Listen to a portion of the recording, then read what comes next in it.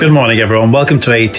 And here today, I'm here to answer questions that some of my viewers who look at my posts have been asking the question, INTU Evolution, what about the tap? What's in the box? So here we are. This is the first impression. This is a brushed steel effect product. The first thing you're going to see is the INTU Evolution fitting and fixing instruction. It tells you how to install the product, how to check the various components, and how to use the product. So here we have the brushed nickel tap sat inside its protective casing. If we remove the protective casing, as I'm about to do with one hand, it's quite heavy.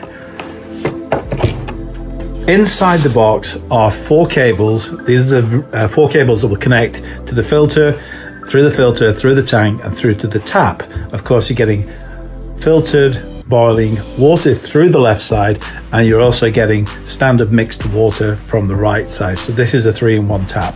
So the first thing to look at is, this is the base of the tap, and these are the fitting components. So that's actually what's inside the box. But the tap itself, well, wow. It's absolutely stunning. A beautiful tap. Another great product from INTU Evolution.